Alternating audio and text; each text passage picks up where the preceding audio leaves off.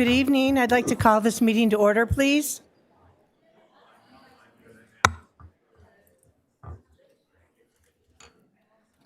Thank you. Mr. City Attorney, are there any reports from closed session? Thank you, Madam Mayor. Nothing to report out of closed session. Thank you. Roll call, please. Councilmember Ayala, Here. Councilmember Rhodes, Here. Councilmember Judge, Here. Mayor Pro Tem Litster, Here. Mayor Kavanaugh. Here. Mr. Shaw, would you like to lead us in the Pledge of Allegiance tonight, please? Thank you.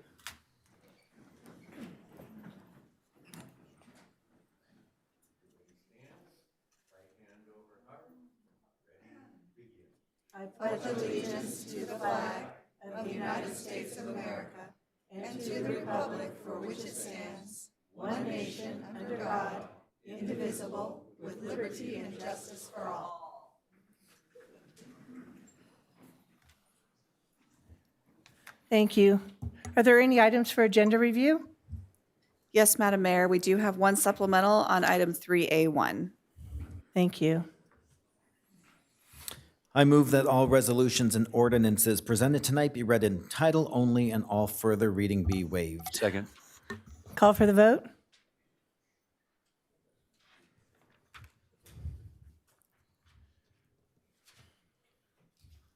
The motion passes unanimously.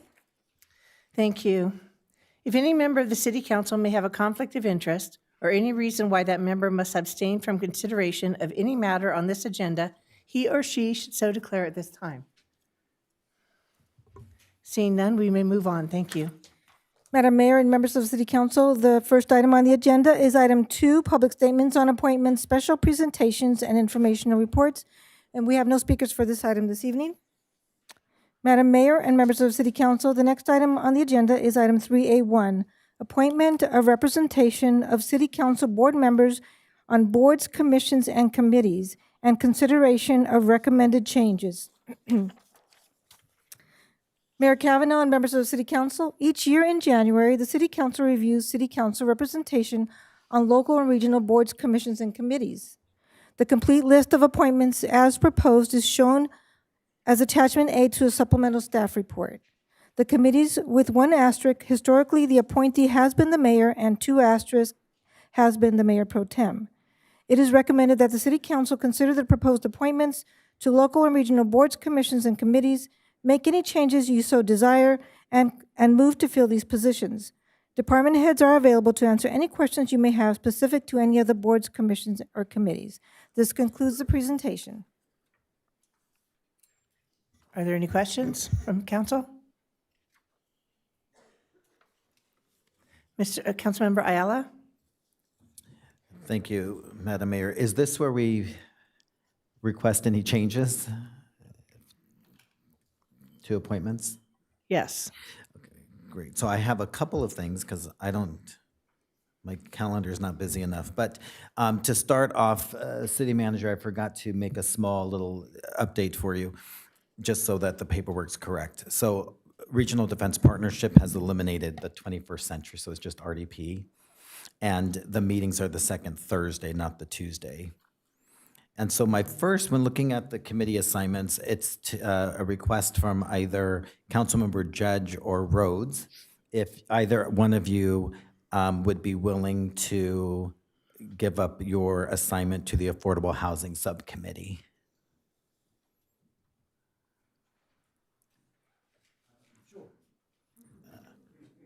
Either. Yeah, I think I would like to sit on that subcommittee for this time around, if one of you would be willing to give up that seat. Which one? Pick. Okay. And then the second one is to, again, Councilmember Judge or Mayor Pro Tem Litster, the Council on Aging seat. Yeah, I'm pretty much on the Council on Aging, so I'm going to stay there. And I absolutely love that assignment. However, I know that you have a mother that's very involved right now and you have a real desire. I would be willing to allow a 1-year hiatus with the promise I can have it back in a year. Are we able to negotiate that way? Well, it's being recorded. And I am the alternate. Mike is the principal, but so I, as the alternate, am willing to take a 1-year hiatus, and we'll have this conversation again next January. Very good. All right, that's it for me. Thank you. Thank you. Do I have a motion to move with changes?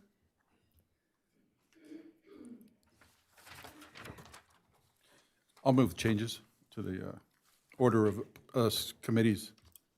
And to approve all the other sitting committees? Correct. And does that include the supplemental with the date changes? Yes, with the changes. Then I would second. Thank you. Call for the vote?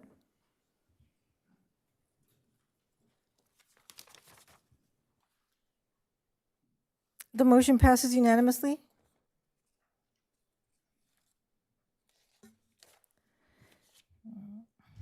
Madam Mayor and members of the City Council, the next item on the agenda is item 3C1, Economic Development Update, and Assistant to the City Manager Angel Sierra and Assistant City Manager Luis Garibay are here to present this item.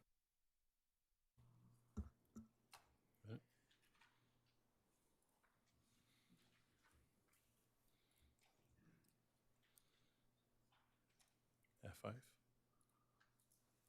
Perfect. Good evening, Mayor and City Council. Tonight we'll be providing our economic development update for the quarter, which includes highlights of new business openings, new projects that are in the development pipeline, film activity, and so much more. To kick us off, I'd like to hand it over to Angel. He's our small business liaison and also works very closely on helping manage the city's economic development efforts. Angel.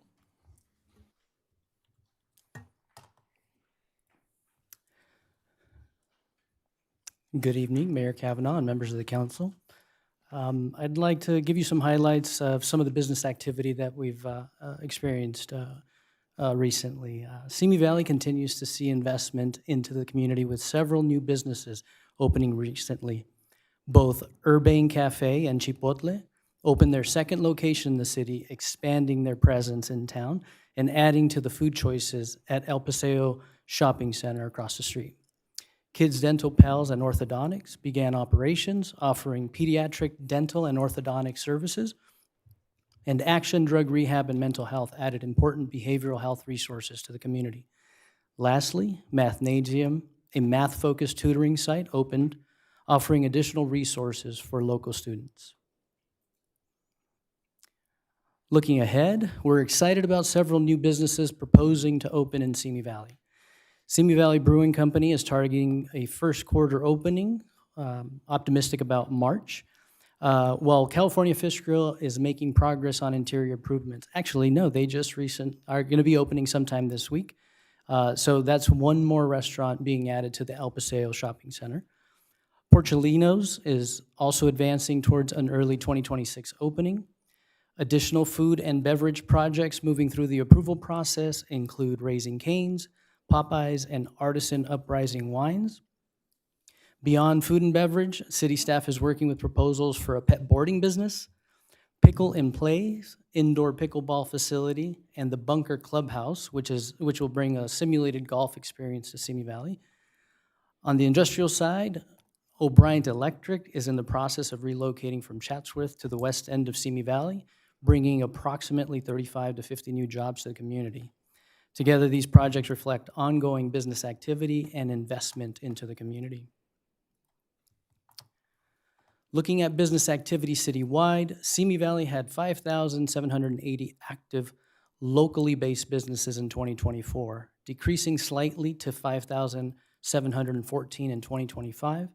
This modest decline of approximately 1% represents the overall stability of Simi Valley's business base.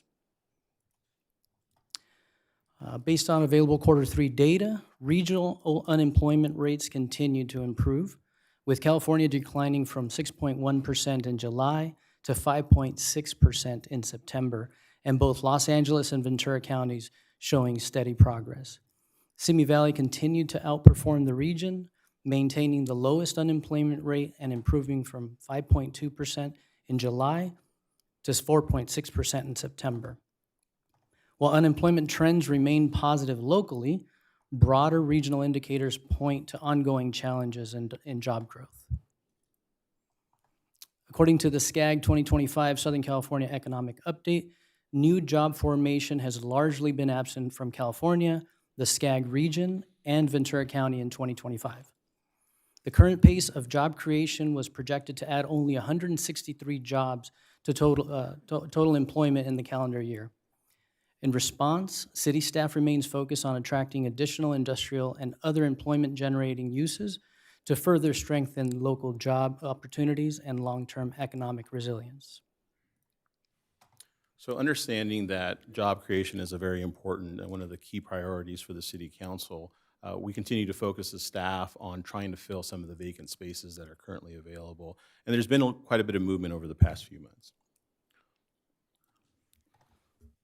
When we look at the industrial vacancy rates across the region, Simi Valley stands out with a 10.2% rate, well above Ventura County's 4.7% and Los Angeles County's 5.6%. These differences reflect both local market dynamics and broader regional trends in industrial real estate. The elevated vacancy rate in Simi Valley may be influenced by several factors, including the delivery of new industrial buildings that have outpaced absorption, tenant turnover, and limited demand for certain types of warehouse and manufacturing space. Recent departures of manufacturing firms, combined with unleased industrial space from recent development projects, have also contributed to the higher vacancy. So to help fill some of the vacancies, the city continues to focus on reaching out to business owners and executives, primarily in the greater Los Angeles area. This past fall, the city of Simi Valley was included in the annual Best Cities to Live, Work, and Play edition of the Los Angeles Business Journal. The write-up focuses a little bit smaller font there, but if you were to see it, the write-up focuses on Simi Valley being one of the safest cities in California. The fact that we do have a very business-friendly climate, and that the city's very committed under one of the council's goals and priorities to grow film and media production here in town. For the April through June reporting period, Simi Valley generated strong sales tax revenues, with receipts increasing 6.4% over the same quarter last year. The largest contributor to sales tax revenue was the general consumer goods sector, which includes retailers such as general merchandise stores, specialty retails, and electronic sellers. In the retail market, Simi Valley's Q3 retail vacancy rate of 8.9% is noticeably higher than both Ventura County at 5.8% and Los Angeles County at 5.7%. A significant portion of this vacancy, about 250,000 square feet, is concentrated at the Simi Valley Town Center, accounting for roughly 42% of the city's total vacant retail inventory. If the town center's available space were excluded, Simi Valley's retail vacancy rate would drop to approximately 5.1%, placing it much more in line with Ventura County and Los Angeles County. Vacancy rates may be further influenced by specific local conditions such as tenant turnover, shifts in consumer preferences towards e-commerce, or mismatches between existing space and current retailer needs. National trends do show that the average retail lease size has fallen to a historic low in 2025, with retailers opting for smaller spaces to adjust to changing consumer behaviors and to reduce overall overhead costs. This trend likely contributes to the dynamics in Simi Valley as demand shifts towards smaller, more flexible spaces and larger legacy retail locations remaining vacant longer. So to help continue the downward trend of vacancies in terms of retail, the city's completely overhauling our marketing materials and updating a lot of our outdated psychographic and demographic information that we'll be using at the ICSC Deal-Making Conference in May. Now, this is the largest commercial real estate event of the year, and it's going to be a great opportunity for us to connect with retailers and brokers to share some of these potential opportunities that are available here in Simi Valley, including those at the Simi Valley Town Center.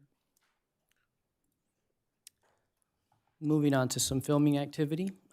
In 2025, Simi Valley has hosted close to 300 filming days across a wide range of production types, generating an estimated economic impact exceeding $5.25 million through local spending on hotels, food services, fuel, rentals, and support services.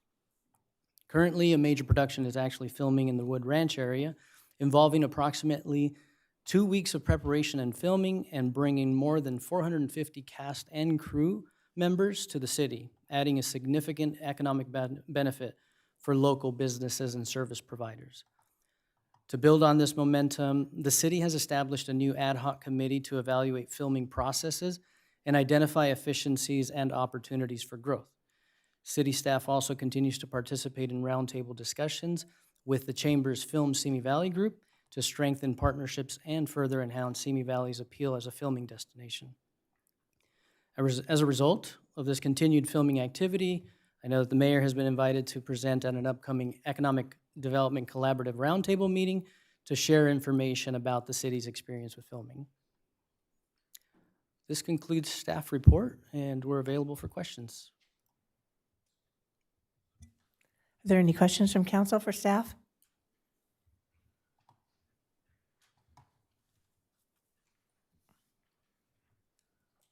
Council Mayor Pro Tem Litster. Thank you for the presentation, much appreciated.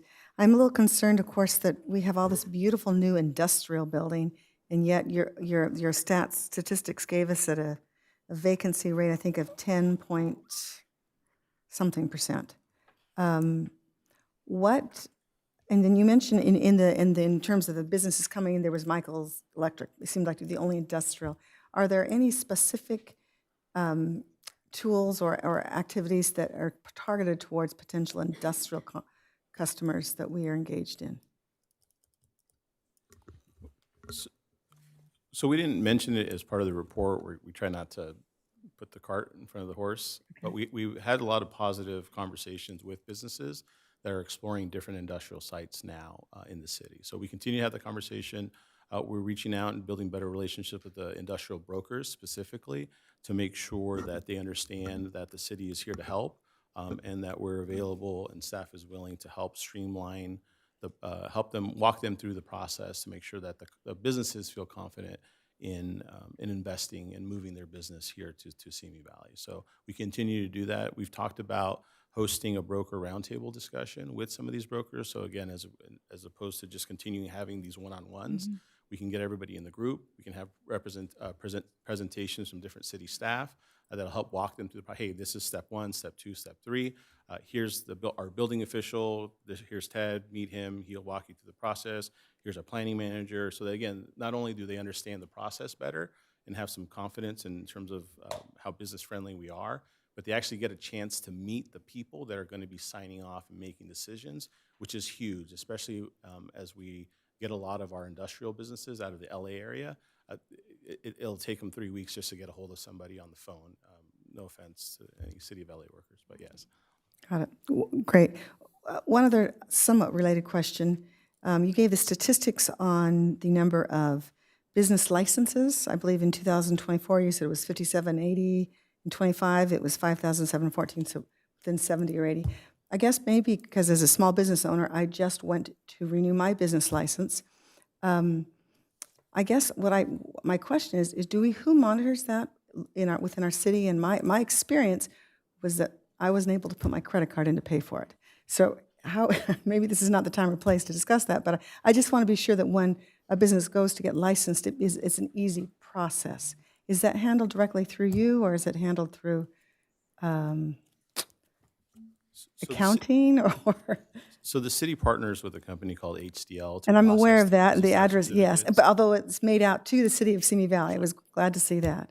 And working closely with our administrative services department to work through those issues. We have, from time to time, had calls from businesses that have questions, and of course, we've helped walk them through that process as well. So yeah, I mean, we're involved, and we're here to help from the city side to help, but a lot of the issuance of the license themselves and the renewals are handled online through HDL. We never want to turn away money, so if we need to Well, maybe explore we need to speak options- offline about the process, just because I want to be sure we really do have every business that wants to be here accounted for. One thing I would say, Mayor Pro Tem Lister, is that while the city is able to accept credit card payment for a variety of the services that we provide, we do pass along the fee to our customers. So if that is something that we look into, there would likely be an associated fee for the credit card processing. Well, But and we can talk more the about it. website suggested it was an option, but then it didn't work. Oh, So interesting. maybe Okay. that's all. Okay. But this We'll is look not into the that. time to, thank you. Any other questions of staff? No? All right, thank you very much for a great presentation. I look forward to ICSC.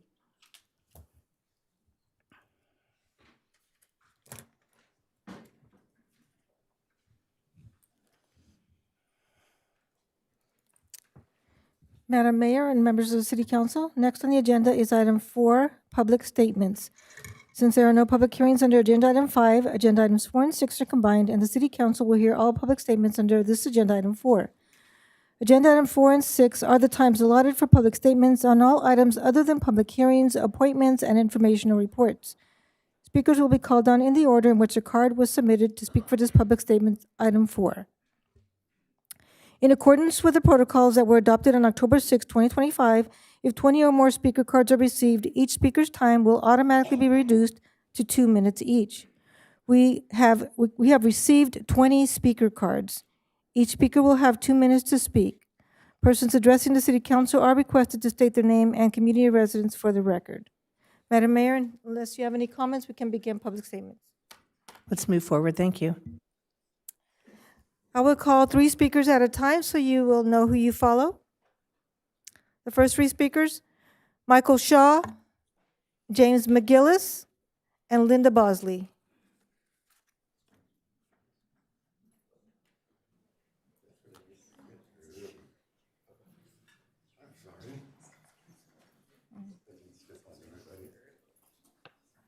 Guys. Okay, go ahead, start. Happy New Year, everybody. I'm glad to see everybody. I wish you all a healthy and happy New Year. The last I spoke, I was all excited and I asked you all questions about what we thought we got accomplished last year. And I got some responses, some I didn't. But I apologize if it made anybody feel uncomfortable, because that's not my intent to put somebody on the spot. I was excited to talk about what we thought of last year. So I'm likewise excited about this year, because believe it or not, we got 10 months. 10 months and we got elections. 10 months and the only forum we have of us to get to know you guys is 3 minutes at a time, now 2 minutes, every 2 weeks. Not very productive. So I'd like to see us put our heads together and see if we can come up with another forum to where I plan for the next, 10 months to show up and ask you questions. Why do you want to run? How do you view your public service? You all know me. You know that I'm all about public service. I'm about transparency, accountability, and we can talk about that. And as we move our way to our next election, everybody will have a better sense of who we're voting for and who we're talking about. Because right now, all these people, they don't know you, and I want them to know you. Last but not least, this STRs. I've reviewed it, you guys. Kick this can down the road. This has got more holes in it than Swiss cheese, and I'm telling you, this dog won't hunt. So thanks for listening.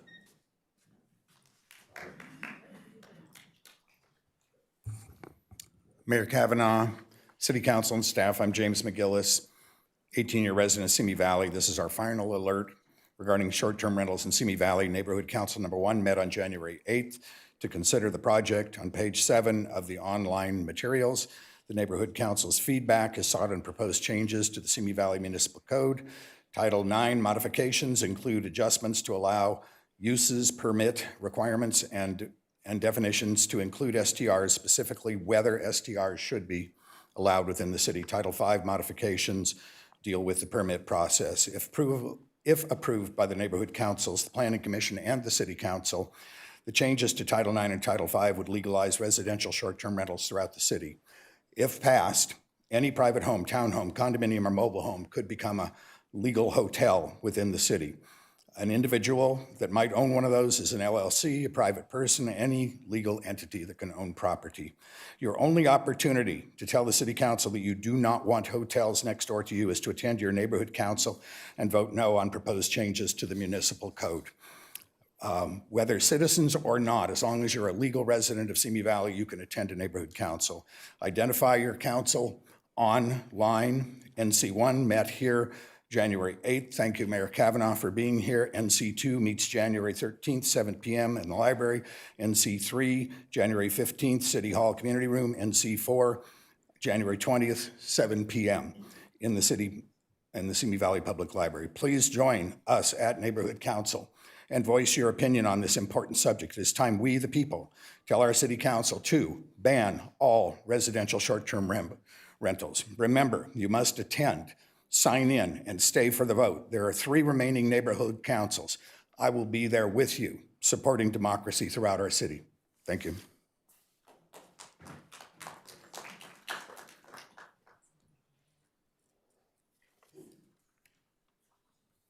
Good evening. My name is Linda Bosley. I'm a resident of Moore Park. Tonight I am speaking on behalf of a coalition made up of the residents, management, and owners of Villa del Arroyo Mobile Home Park and local business owners near the homeless encampment on West Los Angeles Avenue.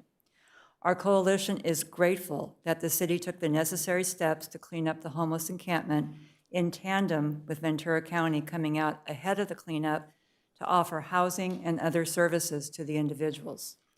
We would also like to recognize the positive relationship fostered by Sergeant Johnson with our park manager, specifically his continuing efforts to keep us updated on the cleanup status and plans for enforcement of the no trespassing ordinance on the property after cleanup is completed.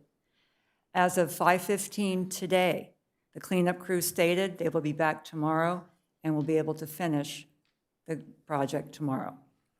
On a personal note, I went out on January 8th to observe the cleanup process. There was approximately 15 to 20 people from the encampment on the sidewalk with their belongings. I thought the county would take this opportunity to offer housing to those people, but that did not happen. When I expressed this opinion to a few people, I was surprised at their reaction. They stated the homeless were already given a chance to get help and they refused it. It reminded me of a story that carried me through many difficult situations as a public school teacher over my 34-year career. One day, a young man is walking along the beach and sees an old man picking up one starfish after another and tossing each gently into the ocean. "Why are you throwing those starfish into the ocean?" he asks.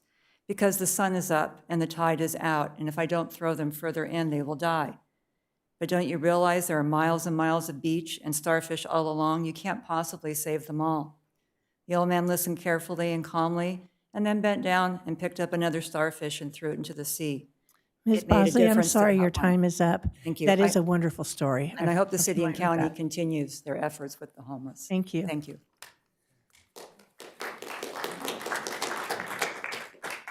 The next 3 speakers, Carla Castilla, Aaliyah Ewing, and Jennifer Frank.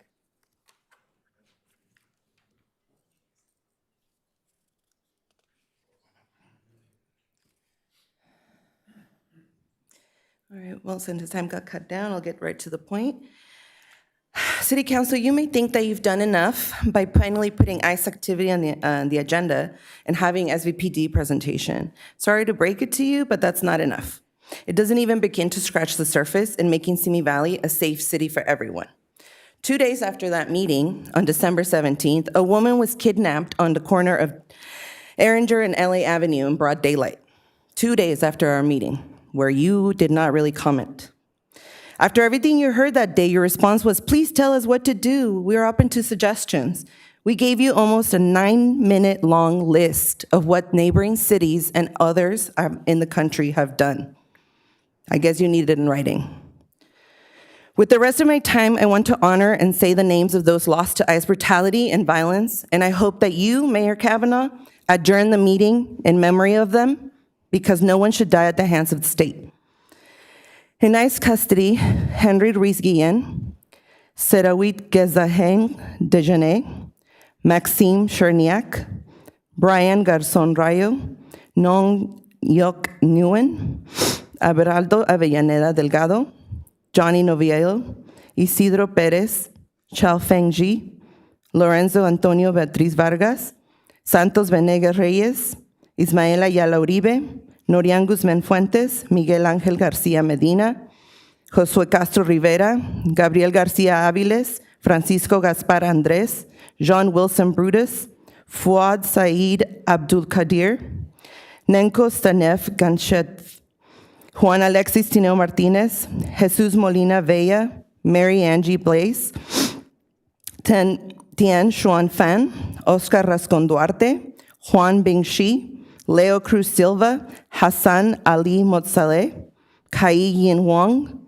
Pete Sumalo Montejo, I'm sorry, Shiraz Ms. Fate Castillo, Holly your time is up. Shawazni. May them rest in Thank power. you.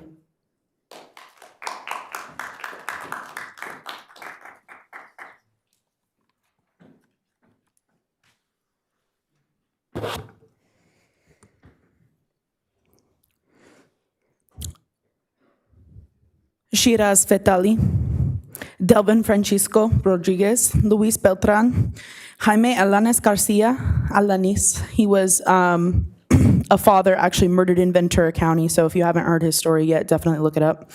Silverio Villegas, Carlos Roberta Montoya Valdez, Ana Victoria, Keith Porter, who was just recently murdered in Northridge, Renee Good, who we all obviously heard on the news because she's white, Jocelyn Rojo Caracina, and Nenko Stavan Ganches.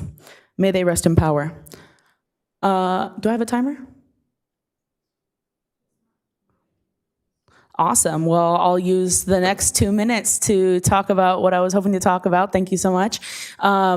May they rest in power to everybody who we just mentioned before. As Carla mentioned before, nobody should die at the hands of state violence. Unfortunately, many people do continue to die at the hands of state violence because we have elected officials who are uninterested in partaking in actions that would actually support their constituents, some of who were not elected to that position in the first place to be able to make those decisions. But regardless, you have the opportunity, you have the power, and therefore the privilege and responsibility to actually participate in actions that support us. We have asked you before to create a committee to focus specifically on immigration issues that fell on deaf ears, ears that were unwilling to listen to their constituents intentionally because you don't want to be held accountable for your actions or your decisions. We know that it's because you guys are considering running for office again. It's a lot easier to win a seat when you're an incumbent. We know that. You guys have been here for a long time. I've been talking to you guys since I was a minor. And so with my remaining minute, I'm going to encourage the audience to consider running for office. There's a training that will teach you how to run for office, how to fundraise for office, January 24th. It's on Zoom, so on a weekend should be pretty accessible. There will be former candidates, those who have been elected and those who have not, candidates of color who are willing to walk you through the entire process. There will be former campaign managers and community organizers in the space to provide people with the information that they may need. So if you feel like, oh my God, why would I run for office? Like, I'm so underqualified. Look at the people in front of you. Are any of them qualified? So if you think you're underqualified to run for office, I guarantee you're not, because you can get elected to office with absolutely no policies in your campaign and with zero experience having done it before. So, why can't it be you? Please consider running. Thank you so much.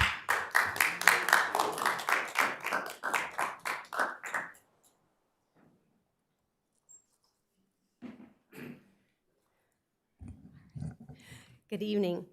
My name is Jennifer Frank, and I'm here to speak about the Simi Valley Library Foundation. Our mission is to raise money for the renovation and revitalization of our library. First, I would like to invite each of you, as well as everyone here and those listening at home, to attend the Library Foundation's Love and Laughs Comedy Night. It will be on Thursday night, February the 12th at 6:30 p.m. at our lovely Simi Valley Cultural Arts Center. We will have a dessert reception with food from right here in Simi Valley, followed by a comedy show featuring local talent. All of the money raised from Love and Laughs will go towards refreshing and upgrading the library's community room.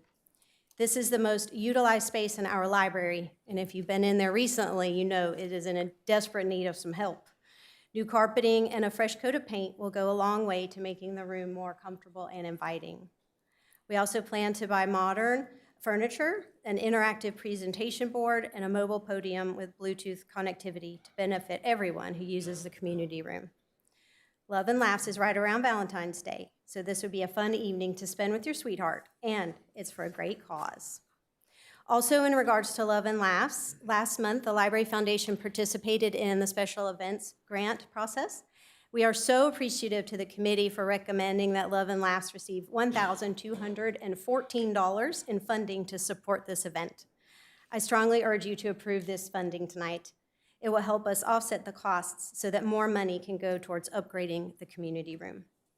And very quickly, I just wanted to share the progress that's been made on the updates to the teen center in the library.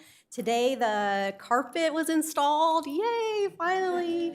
And next, the furniture will be ordered and then placed in the space for our teens to use it.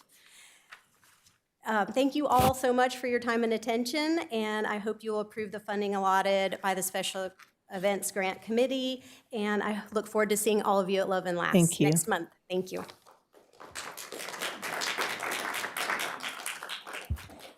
The next three speakers, Nikki Leon, Ken Hurst, and William Court.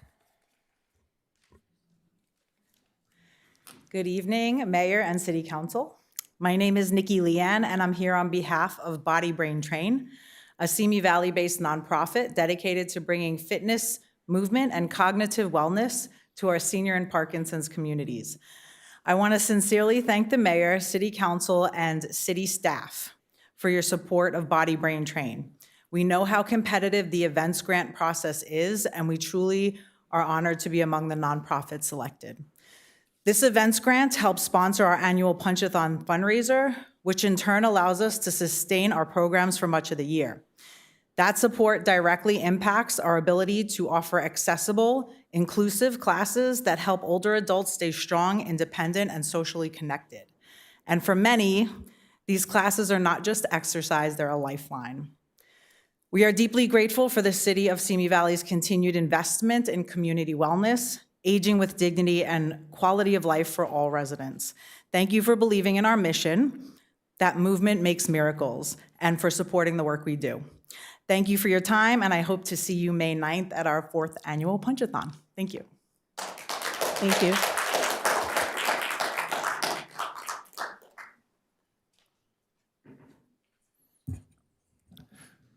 Good evening. My name is Ken Hurst. I'm a resident of Simi Valley. You heard the names of 37 people who have been died either in detention or directly at the hands of ICE recently. Since the start of October, ICE has been involved in 13 shootings, 8 people have been wounded, and 3 people have died as a result. The most recent death was a woman who was shot and killed, Renee Good, who was a legal observer, a mother, a U.S. citizen, and a concerned community member. Then they prevented a bystander physician from attending to her. Time may tell if it was murder. It certainly looks that way. Will the council consider having a moment of silence and adjourning tonight's meeting in honor of those killed by ICE? I think that would be appropriate. Thank you.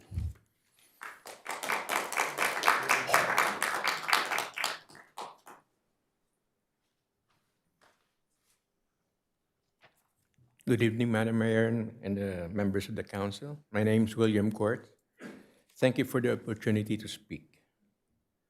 I'd like to briefly highlight an opportunity to reduce one of the city's largest wastewater operating costs, sludge handling, by up to 50% without expanding facilities or disrupting plant operations. Sludge handling is a major expense of wastewater utilities. It typically represents 30 to 50% of total operating costs, driven by sludge volume, polymer use, hauling, and disposal fees. These costs continues to rise each year due to fuel, labor, and regulatory pressure. The key to reducing this cost is not at the disposal end, but upstream before sludge ever leaves the plant.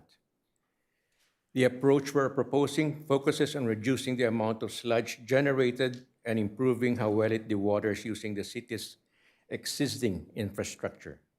By enhancing biological stabilization earlier in the process, less excess sludge is produced. Polymer demand drops significantly, and the sludge that remains requires fewer truckloads to haul and dispose.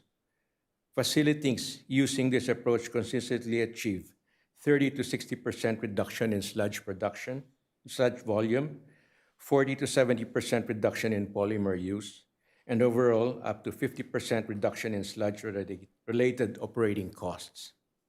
To put this in simple terms, if the city is spending $1 million annually on sludge handling, a 50% reduction represents approximately $500,000 in recurring annual savings. This solution requires no major construction, integrates into current operations, and typically delivers a payback in under 1 year, while also reducing Mr. Court, I'm sorry, your time is now up. Thank you. Thank you.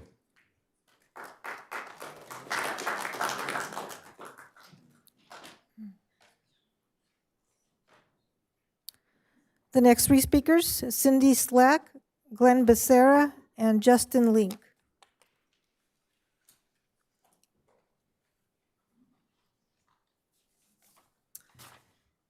Happy New Year, Madam Mayor, members of the City Council. My name is Cindy Slack, and on behalf of our team at the Simi Valley Library Foundation, I want to thank you all for your continued support of programs that truly strengthen our city. We are incredibly proud to see the enhancements beginning today on the Teen Center, which you heard already. This project represents more than improvements to the building. It is an investment in our young people, their safety, their growth, and their future. We are deeply grateful to everyone who has shown interest in making this important project possible. Looking ahead, our focus will be refreshing the ever-popular community room and bringing some light and life to it. We are also excited to invite you and the entire community to join us for our Love and Laughs event on Thursday, February 12th at the Simi Valley Cultural Arts Center. The tickets are $60 and there are under 100 seats left. We are raising money. It's an evening of promises, sweets, and laughter. So we thank you again for your continuous efforts and support of the Simi Valley Library Foundation.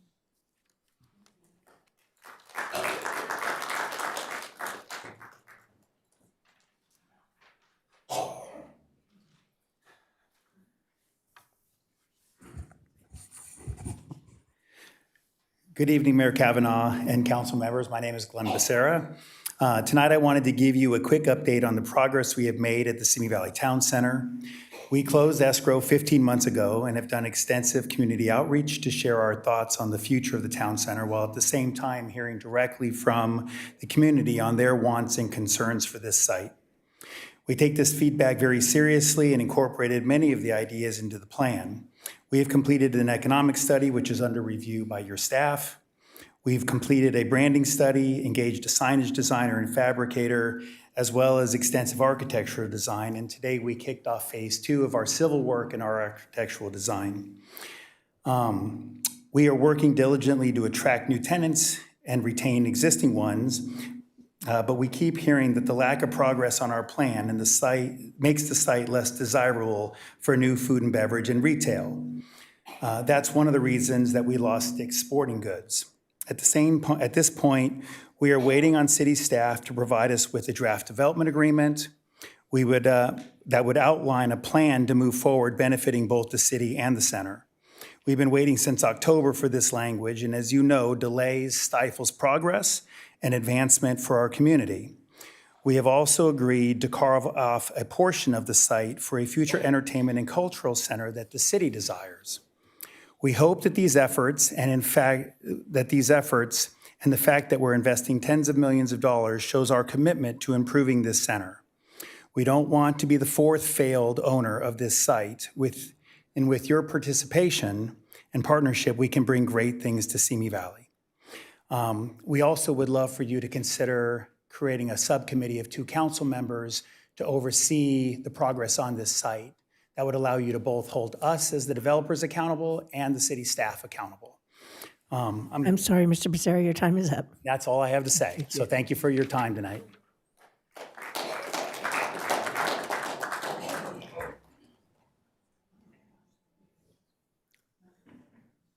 Good evening, Mayor Kavanaugh, Mayor Pro Tem Litster, Councilmember Judge, Councilmember Rhodes, Councilmember Ayala. My name is Justin Link, Public Works Principal Engineer Traffic and President of the Simi Valley Engineers Association. We are 763 days without a contract. And rather than negotiate in good faith, management has directed their attorney to file a frivolous unfair labor practice charge against the SVEA, which we intend to vigorously refute claim by claim. This is surely a waste of staff time and a waste of taxpayer dollars. The facts remain. Total compensation for engineers of the city of Simi Valley is well below market. SVEA's proposal is reasonable, and our proposal is within the city's means. We firmly believe that after the fact-finding process is concluded, these facts will be confirmed. What the SVEA has proposed is not monumental. It is a rounding error in the city's total budget. Even so, it will go a great distance toward retaining and recruiting engineers who ensure traffic signals operate, streetlights stay lit, drinkable water flows from the tap, wastewater is conveyed and treated, and development is processed and constructed. This would be a win for both the citizens of the city of Simi Valley and members of the SVEA, many of whom are residents of Simi Valley and are seated in the first 2 rows here. I encourage all of you to put citizens first and support your engineers. Thank you.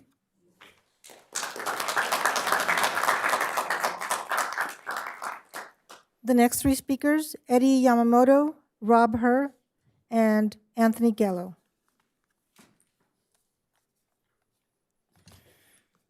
Good evening, Mayor Kavanaugh and council members. I am Eddie Yamamoto, Vice President of Simi Valley Engineers Association. I've been employed at the city for 19 years, currently the Principal Engineer for Building and Safety.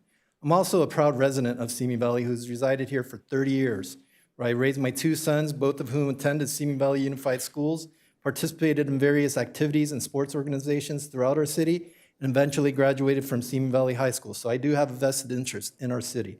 Prior to coming to the city of Simi Valley, I was a structural engineer at the City of Los Angeles Department of Building and Safety, where I was supervising the plan check section for major structures, which included high-rise buildings and other complex structures.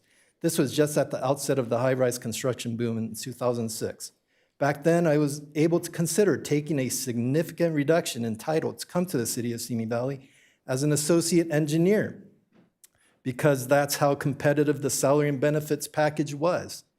At the time, City of Simi Valley had one of the higher total compensation package for engineers within the surrounding jurisdictions, whereas now we are one of the lowest. If I was faced with making the same decision I was faced with 19 years ago, which was take the opportunity to work in the same city that I lived in, I would not have even considered applying for it because of the substantial difference in compensation. All throughout our negotiations, we've been asking to get us back to average compared to the surrounding jurisdictions so that we have at least a fair chance of attracting talent and retaining the talent that we currently have. We have been a training ground where neighboring jurisdictions have been poaching our talent for years, and now is the time to reverse this trend so that we can start attracting and retaining talent, so the citizens of our city have the utmost confidence in a competent engineering staff that keeps our essential infrastructures and built environment safe by protecting life and property. Thank you for the time.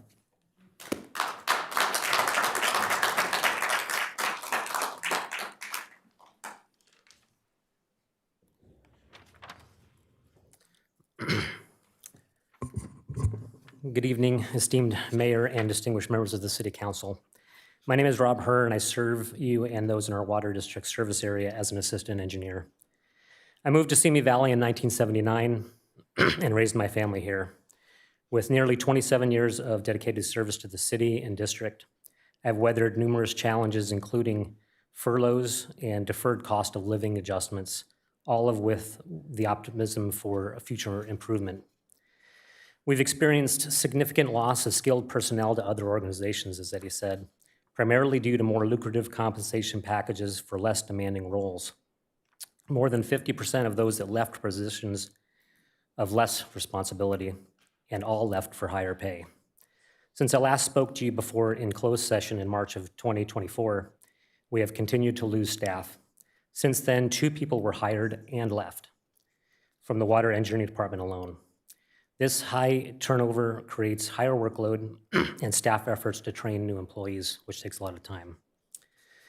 Our presentation for findings for comprehensive class and compensation study underscored a concerning reality that we are under by 18 to 22%. It's worth noting that many of us, myself included, operate within enterprise funds, meaning our salaries are sustained by revenue generated for the city and district, rather than drawing from the general fund. As a citizen, I'm concerned that these fees have increased steadily, yet employee compensation has not. I'm grateful to work in the city that I'm a resident of. I'm striving to make the city and district a great place to work, and I hope you will help. Thank you for your time.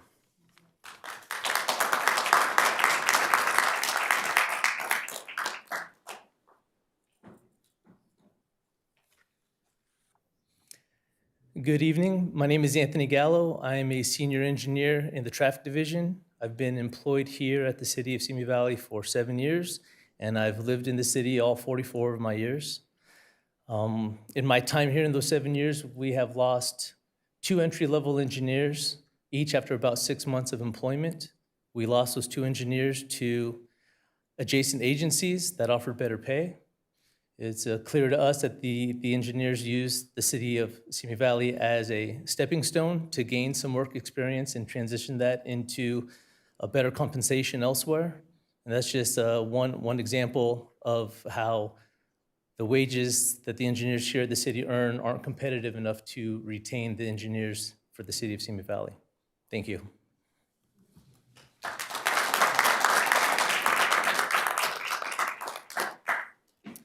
The next 3 speakers, Ryan Valencia, Gina Troncali, and Donna Smith.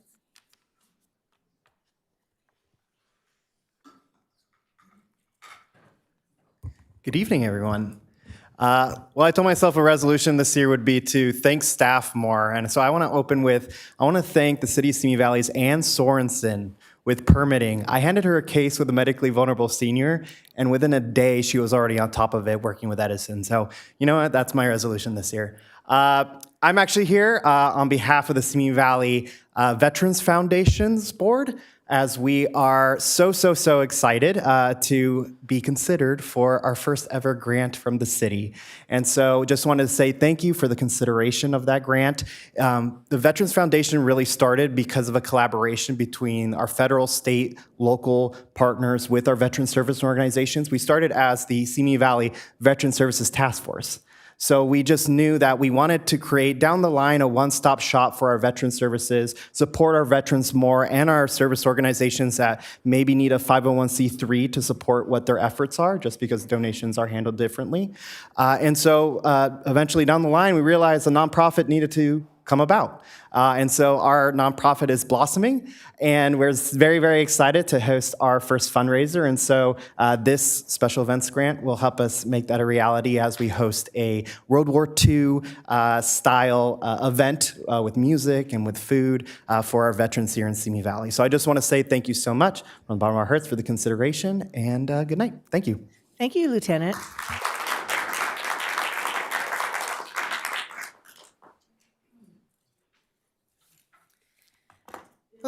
Push the button. Okay. Well, hello, good evening, Mayor Kavanaugh, City Council, and staff. I am here to share with you tonight about an upcoming event that the Simi Valley City of Peace, International City of Peace Committee is putting together. It is a peace vigil in celebration of Martin Luther King Day on January 19th at 6 p.m. St. Francis of Assisi Church is being very gracious and hosting us. This will be an evening of music and meditation and just remembering Martin Luther King and his vision of peace. And I think that's really important for us, especially at this time. You know, the mission of the Peace Committee is to connect and empower our community by promoting peace, tolerance, and dignity. And our vision is a community united by empathy and understanding, where peace prevails and everyone can share in an improved quality of life. So this event is just bringing the community together. It's not political, it's not religious, it's just sharing with the community a time to come together, be together, and just take a breath and think, how can we share kindness with one another? So I hope that we can see you there. That's 6 p.m. at St. Francis of Assisi Church on Monday, Martin Luther King Day. It's free, open to the community. And anyways, hope to see you there. And in the last minutes, I'm also with the Simi Valley Cultural Arts Center Foundation, and I just really want to thank you for your continued support of the Hispanic Heritage Festival and the special events grant. So thank you.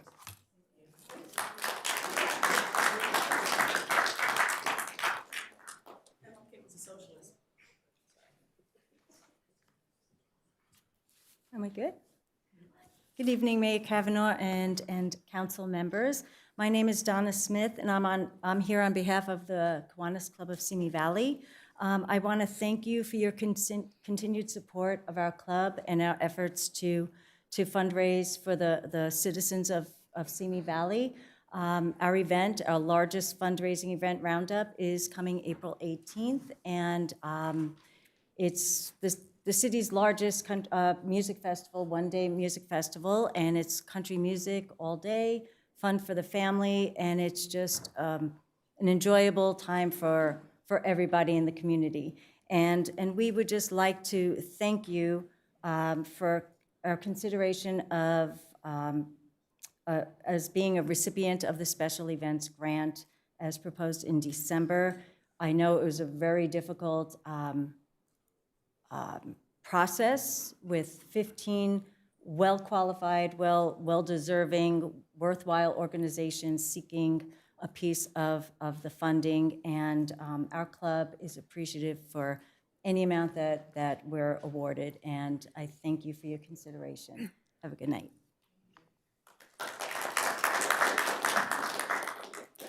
The last three speakers, Eliza Nichols, Jamie Sanchez, and Juan Miguel.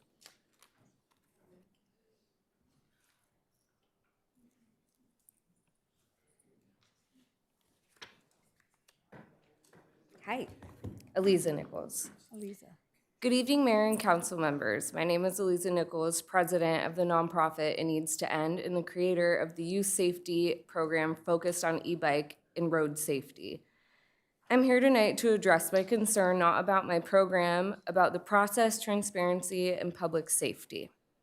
Recently, I was informed that Council Member Joe Ayala lodged a complaint against my e-bike safety class, and as a result, the police department was not allowed to be involved. In 2025, the city of Simi Valley was given $175,000 for the e-bike incentive grant. This money was supposed to be used to encourage citizens to take safety courses and receive a significant discount while purchasing e-bikes to encourage safety. I'm unable to find any record of vouchers given to members of our city, but even more concerningly, I can't find records of any applicants or even a way to apply for the voucher. And now your city councilman pulled PD involvement from safety classes and does not want to endorse them, which violates so very, very, very many things about that grant agreement. We are currently doing them in middle schools throughout the county. We just became a live option for any teacher of LAUSD. Ventura County Sheriffs and CHP have planned events with us coming up, so why doesn't Simi Valley get an opportunity? It's important to me that you understand why I'm doing the things that I'm doing and why I am doing this safety class. If I can open this.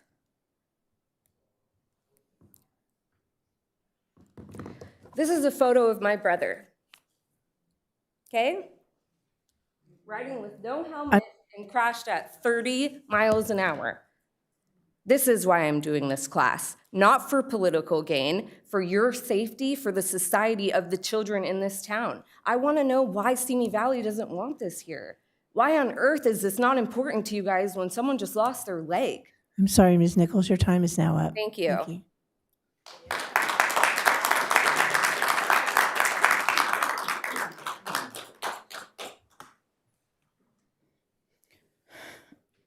I want to begin by acknowledging that we are on land historically stewarded by the Chumash people. I keep this brief because respect is not a statement, it's a practice. Good evening, council members. My name is Jamie Sanchez. I came here tonight with a few questions regarding the special presentation made last year. I was a little confused because some of the speakers went before seeing it, and I wanted to know what was going on. So that was a question. Why isn't it that we can't speak after? Why was there no discussion when the police chief stated that it was okay that these federal agents can continue covering their faces? Why were there absolutely no questions from this council? And most importantly, what's next? January is National Slavery and Human Trafficking Prevention Month, Mental Health Awareness Month, and Poverty Awareness Month, and yet people are still begging to feel safe. I've spoken here every month since last August, and in that time I've learned a lot, and I've met a lot of great people who have been fighting this fight for a lot longer than I have. I'm here as a mother who worries every day about the world her children grow up in. I'm here as a veteran who was taught that leadership means accountability. And I'm here as a survivor of many traumas who knows what it feels like when power goes unchecked and voices are dismissed. For most of my life, I was taught to keep fear out of my voice, to stay polite and not ask questions. But staying quiet has never kept anyone safe. And I ask myself, what am I teaching my daughter and my son if I don't set the example of speaking up? I am a United States citizen, and I wake up in fear for my kids and for this younger generation. This is not about politics, this is about people. This is about trust. So I'm asking you directly, please explain decisions instead of hiding behind process. And please tell this community what you're going to do next. I will continue to speak, I will continue to show up, and I will continue to ask questions because that is my right. Thank you.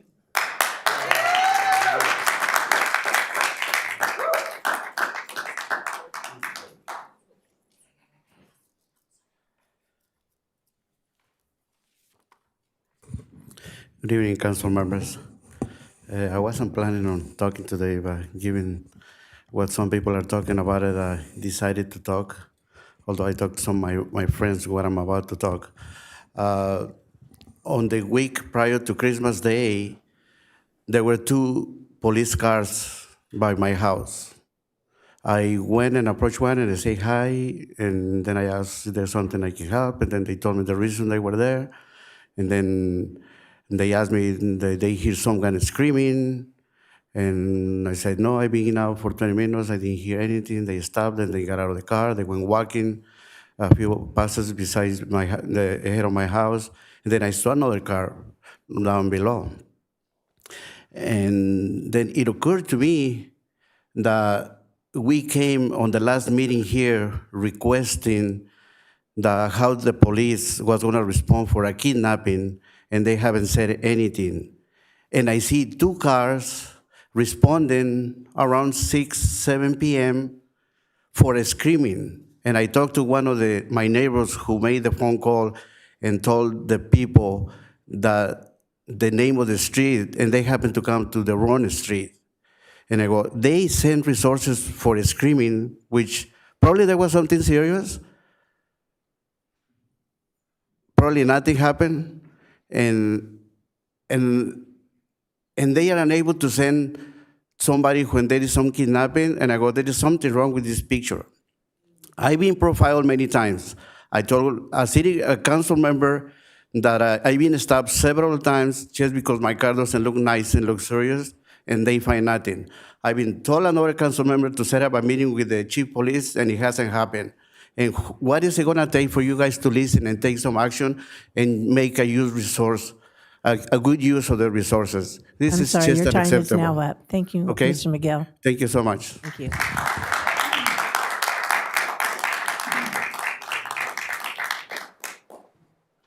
Madam Mayor, that was the last speaker. Next on the agenda is item 4A, City Council comments regarding public statements. Thank you. Councilmember Ayala. Okay, now I think I have to go first. So, Ms. Nichols, I think that you're confusing me. That would be Joe Ayala. And so, Excuse me, we don't have any comments from I think, there right now. hold on one second.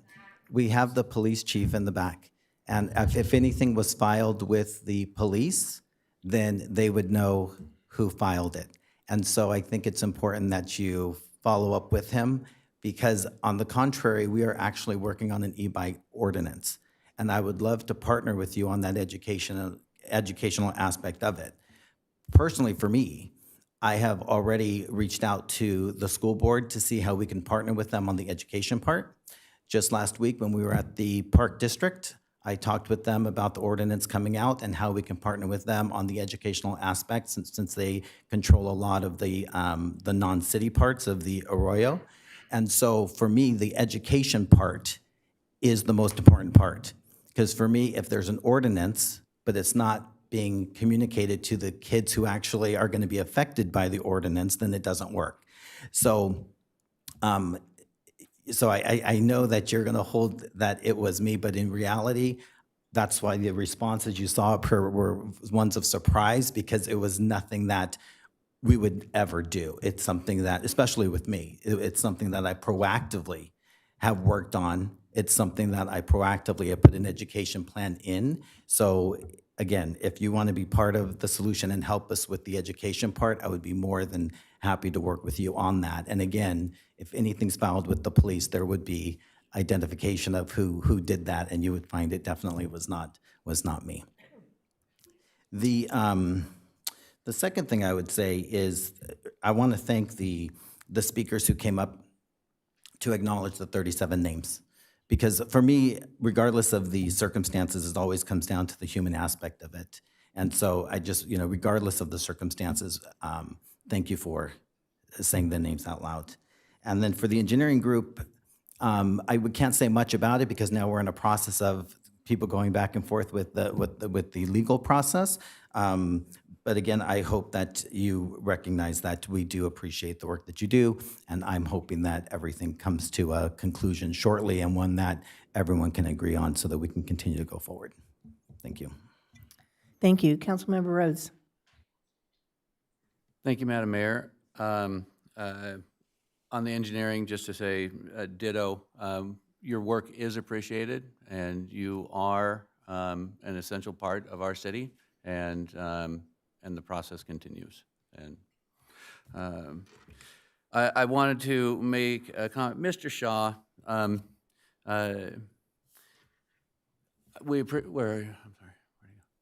you come each week and you share, and almost every week you ask for something that is not doable or appropriate from the dais. Asking questions of us to respond to from the dais is something not on the agenda, so we're not supposed to. And in this case, you're asking us to do electioneering. How are you going to get to know us if not up here in these 2 minutes? Wrong venue. This is to get work done. Any of us running for office will have website and functions, and please come to all the functions that you want to. And if a politician isn't having those, then perhaps they're not working hard enough. And so I would encourage you to invite yourself to those functions, and that's where you'll get the information. Ms. Mosley, the fact that you came and offered a thanks, sometimes in the work that we do, we get the complaint part, and then when we actually get through to the solution part, we never hear the thank you, and we appreciate it. And is there more work to be done? Yes. And is homelessness a problem that needs to be dealt with? Yes. And when you move in camp remove it from one place, do they have to go somewhere else? Yes. And if you offer services and you don't take it, you can't force them. So it is a complex problem. I appreciate the thanks, and it's an ongoing one.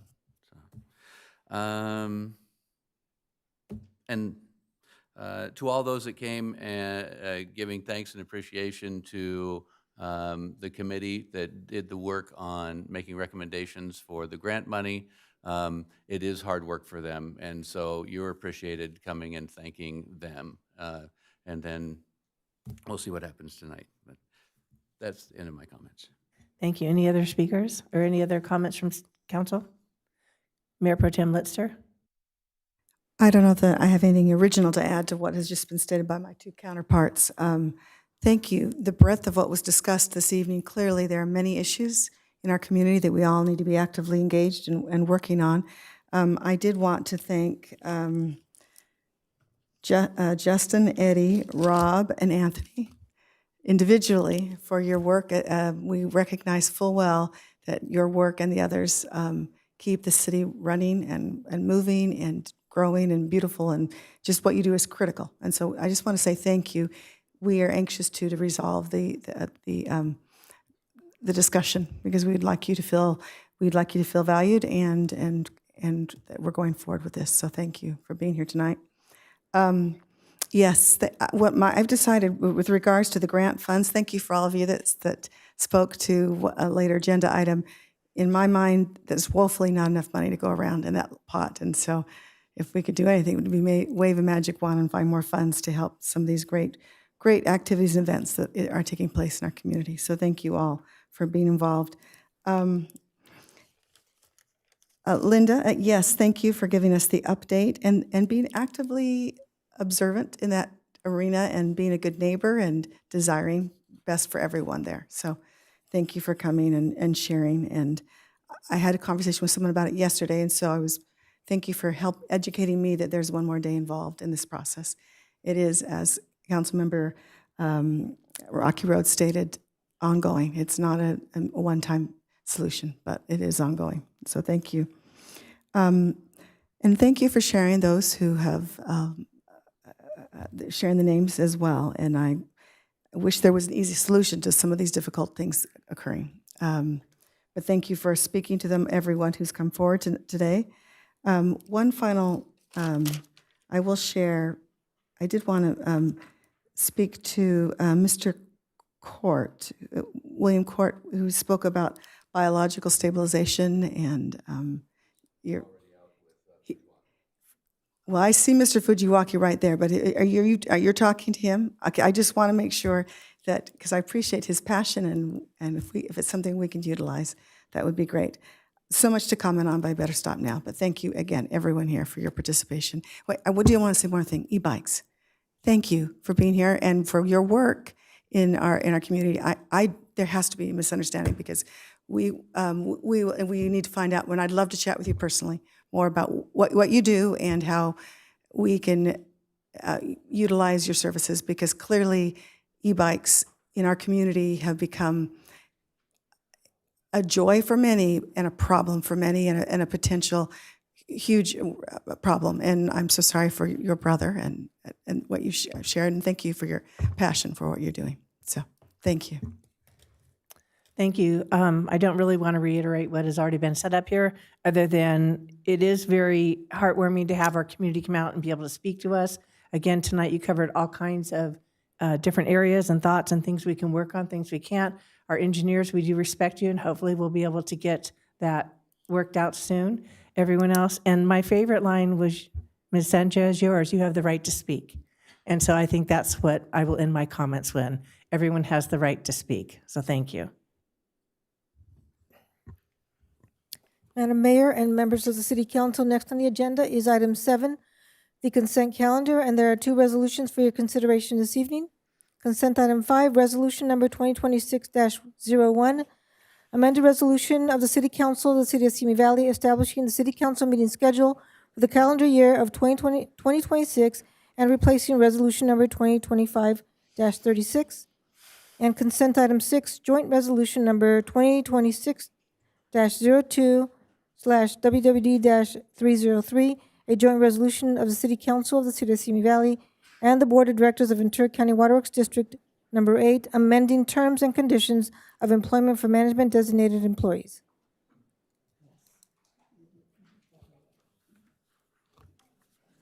Thank you. Mayor Pro Tem Litster, is this from now? Well, actually, I would be happy to. I just turn it Okay. off and then put it back on so that you would know it was for now. Thank you. Actually, I had some questions about some items, but they were addressed in advance. And so I'm willing to motion passage of all of them. Second. I will say that one of the items, item number 4, I'm hoping in the future we can find ways to change some of our, the way we award contracts. But that's a legal discussion for later. All right, thank you. So I have a motion and a second. Call for the vote. Thank you.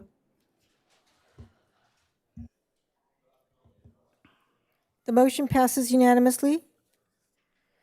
Madam Mayor and members of the City Council, next on the agenda is item 8A, adopt a resolution approving proposed revisions to the terms and conditions of employment for confidential designated employees and approve a supplemental budget request. The reading of the resolution is as follows. Resolution number 2026-03, a resolution of the City Council of the City of Simi Valley establishing terms and conditions of employment for confidential designated employees and repealing previous resolutions to the extent that they are in conflict herewith. Senior Human Resources Analyst Shannon Nash is here to present this item. Good evening. Shannon's not feeling well, so I'm pinch hitting today. Thanks, Lucy. All right. Appreciate it. Didn't know we're that close. You remember what I look Assistant like? City Manager Luis Garibay. All good. Good evening, Mayor Kavanaugh and City Council members. Tonight for your consideration is the adoption of a resolution approving proposed revisions and terms to the employment for confidential designated employees and to approve a supplemental budget request. We initially presented this information to Council at the December 15th City Council. Nothing has changed since that point. Just a quick recap, there is 7 positions that are included as part of the confidential designated employees, which are listed there. And the terms for the proposed resolution include a 2-year resolution that includes increases to the Simi Flex benefit, which we mentioned before is the city's health benefit package that we offer. For the management group, it would be 2406. And for the executive management group, it would be 2600, and there would be no changes to the opt-out option for either group. As I mentioned, it is a 2-year deal, which includes a 3% salary increase in both years. That is the same percentage increase that was previously approved by the council for the SEIU group and then also for the unrepresented management group as part of that. In addition, there would be a one-time payment of $1,000 and the elimination of the bottom 5% of the salary range is, again, identical to what was previously adopted for the management group. The 2-year cost is approximately $143,000. 26% of that cost for year 1 will be using savings realized from current vacancies to offset the account. Part of the council's action tonight would include a supplemental budget request out of the general fund reserve, which we've verified there is enough funds to cover that cost.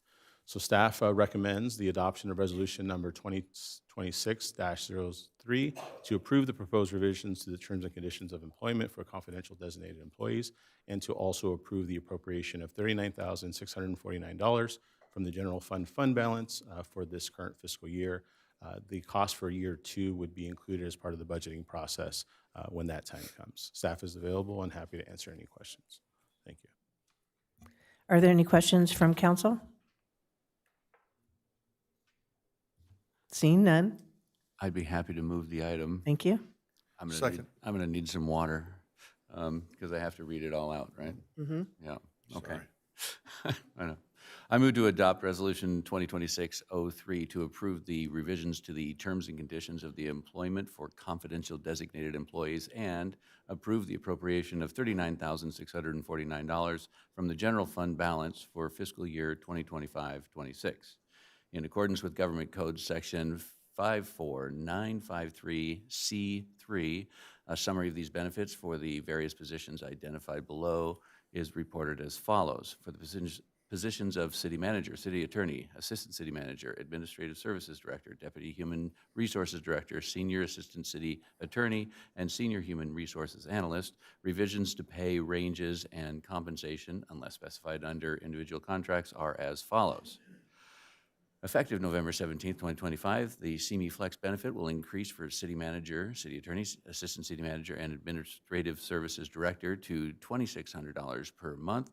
The CME Flex benefit will increase for the deputy human resources director, senior assistant city manager, city attorney, and senior human resources analyst to $2,406 per month. Effective January 12, 2026, a 3% salary increase that includes adjustments to pay ranges will be implemented. Effective in the January 30th, 2026 paycheck, a one-time lump sum payment of $1,000 will be included as long as incumbents are employed with the city district for the entire period beginning January 12, 2026 through January 25th, 2026. Effective June 29, 2026, a 3% salary increase that includes adjustments to pay ranges will be implemented. Following the 3% adjustment to the pay ranges, the bottom 5% of the pay ranges will be eliminated. All other prior benefit levels remain the same. Second. Call for the vote.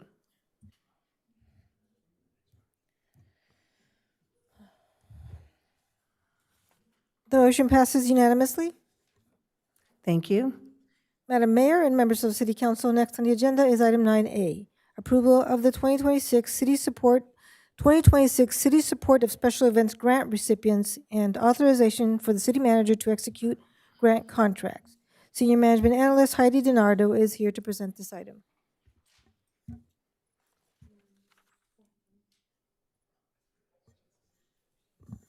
I get the fun stuff.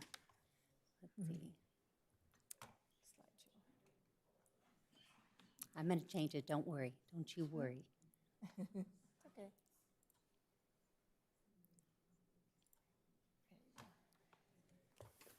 Before we begin, I do need to make one correction, and that is to attachment B in the minutes. There is a typo that's been brought to my attention from a public speaker.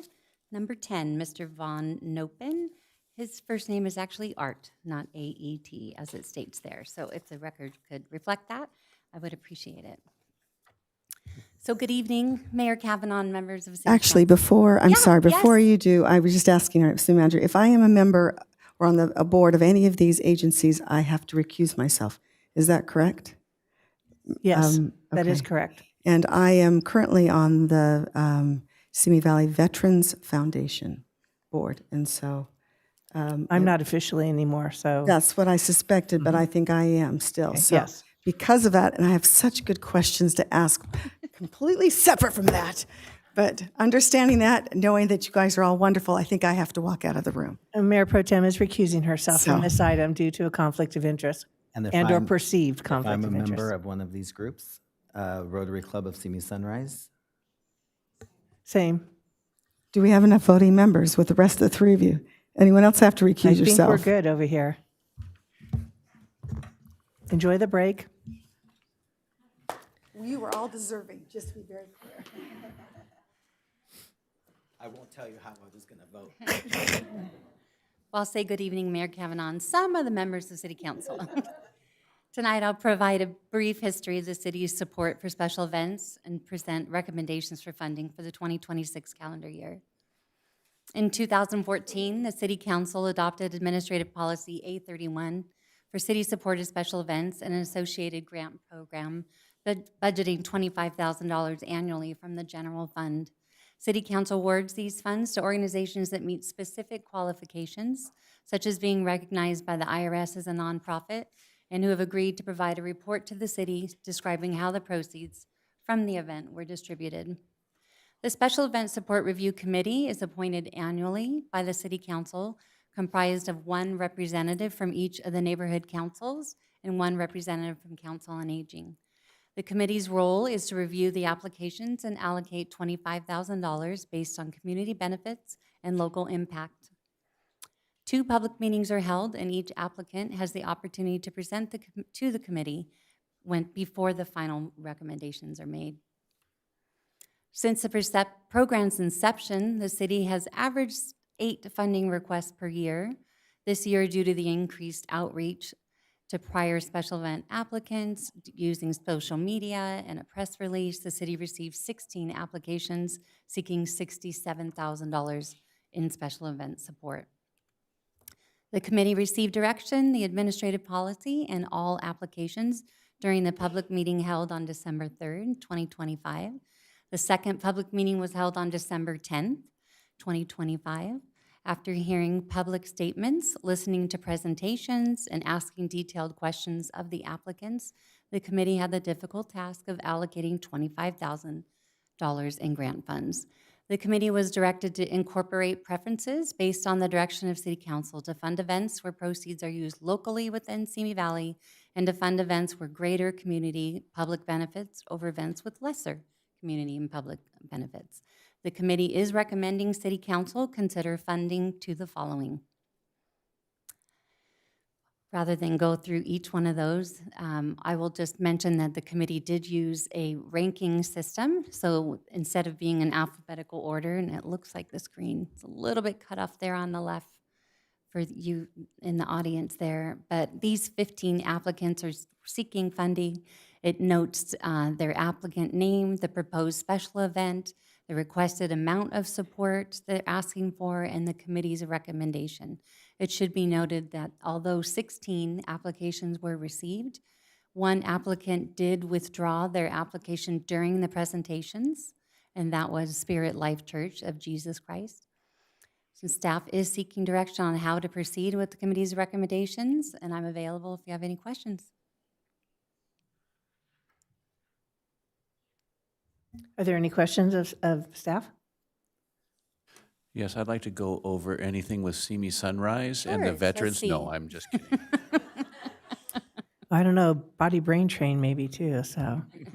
Sorry, Nikki. I will say, I would like to say, because it was a very kind gesture from Spirit Life Church, when he heard all these presentations, they were actually last to speak and do their presentation. And the pastor said, I absolutely would like to withdraw any request for funding because he would really like to support, in particular, Body Brain Train. But he said every one of these are just so pivotal to the community and really wanted any benefit to go to them, not towards their church at this time. That is so good. Pastor Bishop is just It a was very, very kind. very nice. Very nice and kind man, so thank you. All right, the audience is waiting. The majority of them are here for this item.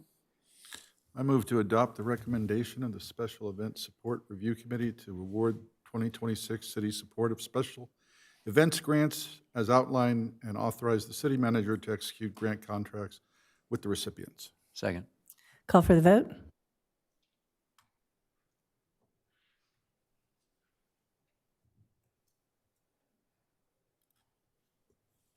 The motion passes unanimously with the motion passes with council members Joseph Ayala and Mayor Pro Tem Elaine Lister recusing themselves due to conflict. Thank you. Thank you, Madam Clerk. Will you wait a second while we get them? Oh, here they come. You can let them settle.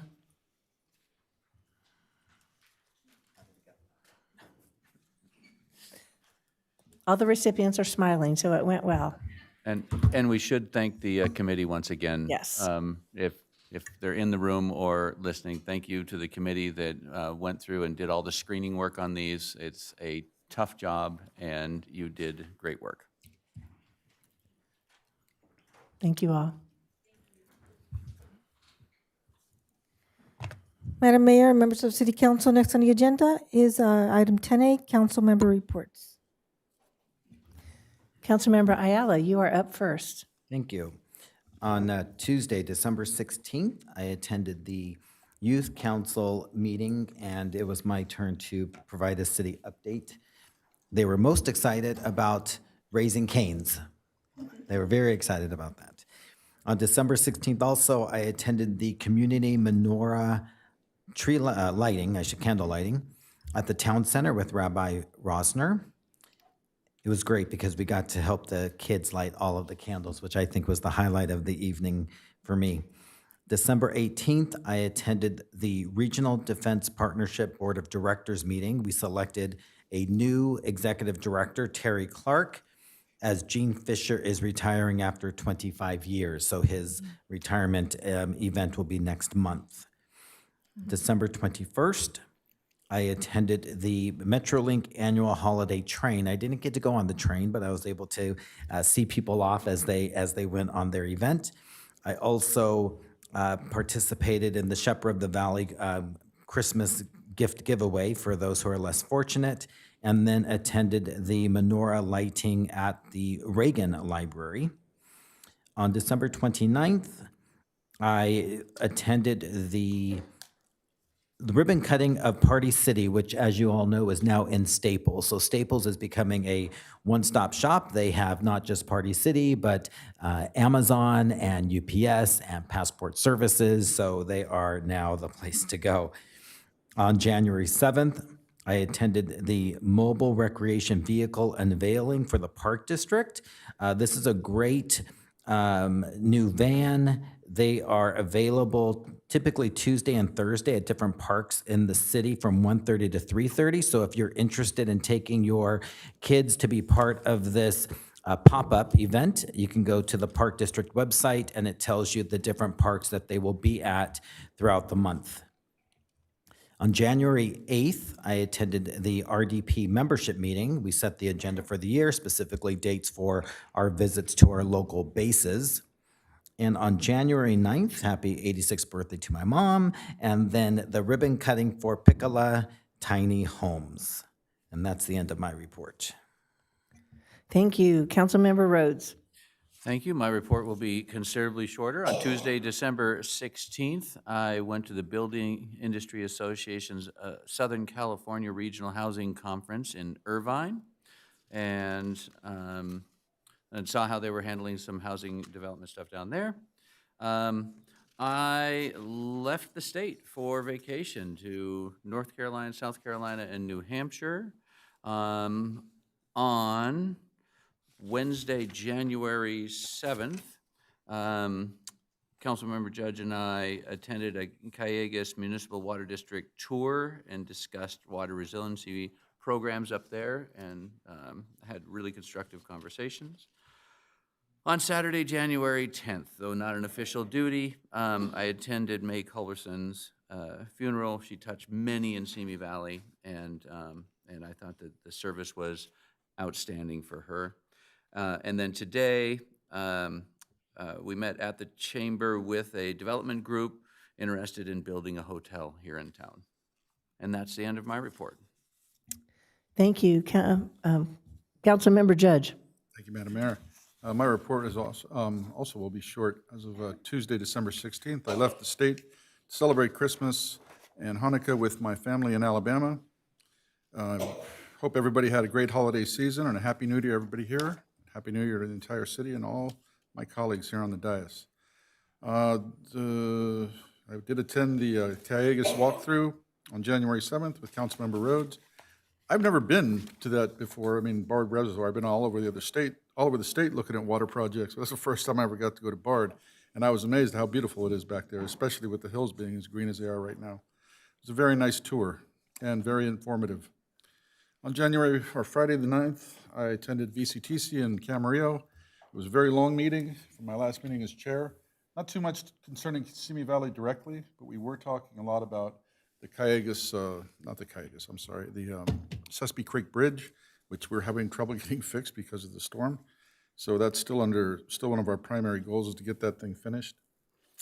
And later that day, I had meetings with some representatives from CoLab and the Farm Bureau. Today, I attended the Council on Aging, and I met with some folks up at the Chamber of Commerce, along with Councilmember Rhodes, about a hotel project here in town. And that's the end of my report. Thank you, Councilmember. Mayor Pro Tem Litzter. Thank you. December 16th, I too appreciated attending the Community Menorah Lighting Hanukkah celebration sing-along up at Simi Town Center, and I agreed. It was lighting multiple menorahs with children and their families that came forward that really was the highlight. That was lovely. Also that week, Saturday, December 20th, I participated as a bell ringer for the Salvation Army. I would encourage my fellow council members to next season take advantage of that fun of standing out there with bells. They have two, in this case, I had two bells, two tones. You'd be surprised what songs you can come up with two bells.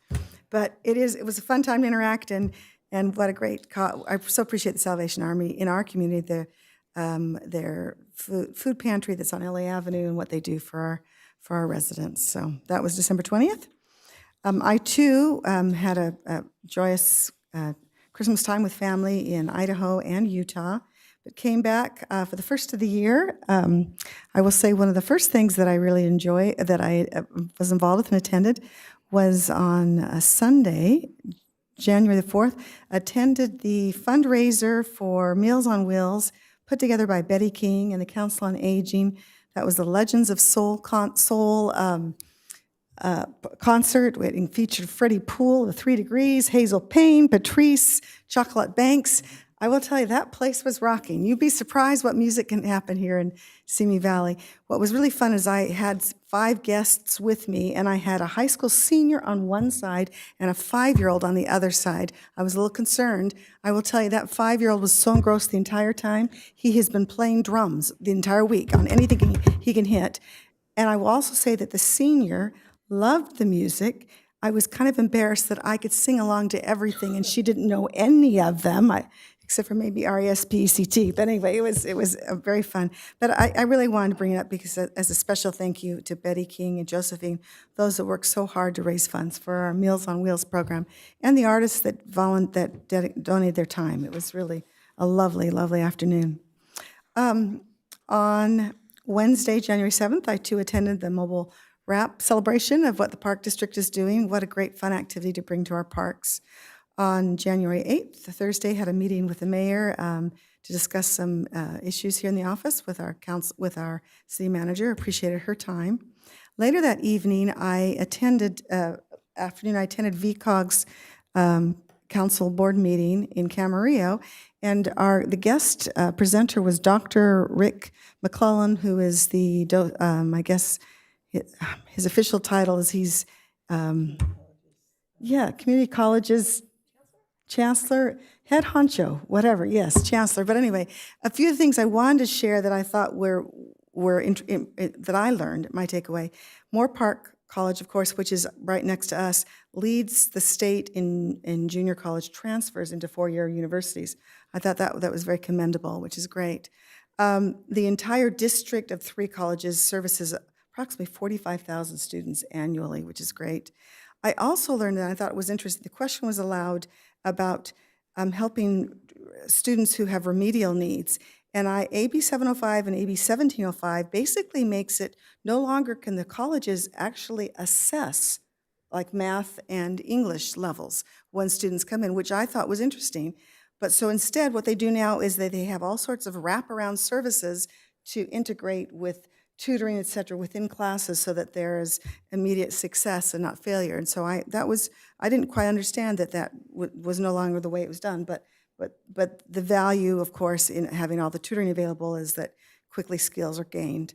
The other thing I learned is that Ventura College received a $62 million grant to go towards building on-campus housing. Of course, all 3 of the colleges could use on-campus housing, so my challenge is if they have something shovel-ready, when that grants open up again, who knows, maybe other schools can take advantage of that as well. But it was very informative, and I appreciated the presentation. That was on Thursday, January 8th. On Friday the 9th, I also attended Piccola Tiny Homes ribbon cutting, a wonderful company in our own Simi Valley who is trying to make ADUs that are beautiful quality, but that can be moved in on wheels. So that's a whole conversation for another time. Also that morning, I attended the chamber breakfast. The reason I want to mention this is that at my table, I spoke with one of the owners of Pick and Play.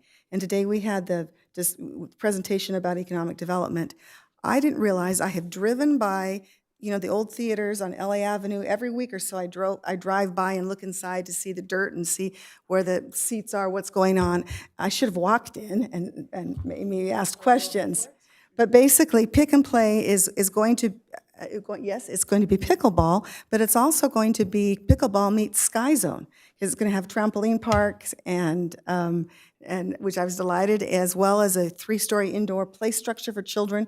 So it's going to be a lovely recreational place for all ages that I think is going to be fabulous. And so I know that they have plans in right now that are being reviewed. And so anyway, just excited that is coming to our community. And I think, and he's he's pledged to keep it still that vibe, the theater vibe with the colors and the use, so it still will kind of feel like the theaters, but we'll see how it all works out. But delighted that they are going to be coming, that's being developed.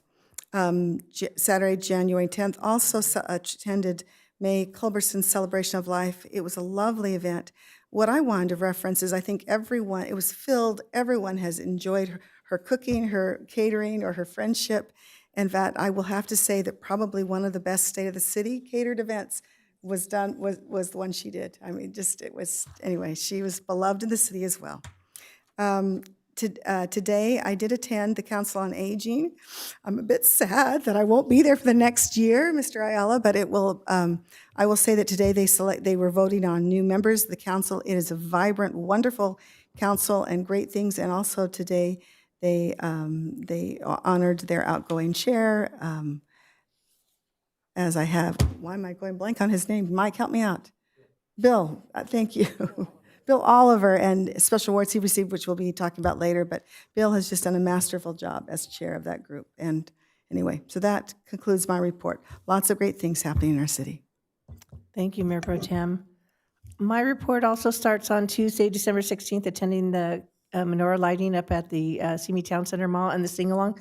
We actually did sing along. It was a lot of fun. The music has a really good beat, and we had held hands, and everyone sang along, and it was really a nice opportunity to interact and to meet other people and to help the children light the menorahs. So I enjoyed that tremendously. Thursday, December 18th, I had my weekly meeting with our city manager. And Sunday, December 21st, I did get to go on the holiday train. My daughter had purchased tickets, and this was our second year, and it was such a good thing. When you have little kids, it's just amazing. And my 6-year-old grandson doesn't listen to this, but he has a crush on Elsa. So every time Elsa walks by, he blushes, and then he gets upset and tries to hide under the table. So that was an event, but it was fun. Metrolink does a great job on that. And Councilmember Ayala and I had the opportunity to meet the CEO, Darren Kettle, who used to be VCTC's head person, correct, Mike? Yes, so it was very nice. He made a point of saying, I still have a relationship with Ventura County. I still live here, and it's important to me. So it was very nice to meet him and such. That same evening, I went to the menorah lighting up at the Ronald Reagan Library. That was very, very nice. That was the first time they had a menorah lighting inside because of the weather and such. And they explained that President Reagan was the first president to ever have a menorah lighting in the White House. So that was some history I wasn't aware of, so that was nice to hear. Then the holiday season, of course, we all had that. And where am I going? Sorry, we had a long time in between these. Okay, then on Wednesday, January 7th, I did have our Economic Development Collaborative Executive Board meeting. And then I also was able to go by Rancho Simi Rec and see the mobile van that they now have. And I would just like to congratulate Councilmember Ayala and his daughter Isabella. They tied at the Tetris game. So it was very good. Thursday, January 8th, at the invitation of some of the Neighborhood 1 council members, I showed up at the Neighborhood 1 council. I sat in the back, tried to be unobtrusive until somebody called me out. But it was very good to listen to it. But I'm glad I went because the second presentation was VCAS, which is Ventura County Animal Services, and I'm the chair of that commission. So it was very, very nice to be able to see Esteban Rodriguez and give his presentation. He does a great presentation and explain all the good work that VCAS does. So we are not officially, they don't call us a no-kill, but we qualify as a no-kill because our live release rate is so high. And that's due to the volunteers and the staff that work really hard at the animal shelter. They also have reading. If you have little kids that like to read to pets, they do that every once in a while where you go and read a book for like 25 minutes to the dogs. So it's pretty fun. The kids enjoy it. Friday, I just had a meeting on Zoom with the EDC in preparation for our meeting coming up this week. So that is the end of my comments and calendar. So, Madam Clerk? Madam Mayor, the next item on the agenda is 10B, future agenda items. Are there any future agenda items to request? No? All right. Seeing none. Let's see, we have a request from members of our community to adjourn in memory of the individuals who have lost their lives across the country in association with immigration enforcement-related activities, as well as the people I have on my list. We're adjourning in memory of Betts Lastcourt, Cultural Arts from our Cultural Arts Center, Craig Beasel, 99.1 The Ranch Radio, and Joanne Randell, who is our own Sophie Klepper's mother-in-law. So, and with that, I will congratulate the Kleppers on the newest baby in their family. So we've added one more citizen to Simi Valley. So congratulations and thank you all. We're adjourned.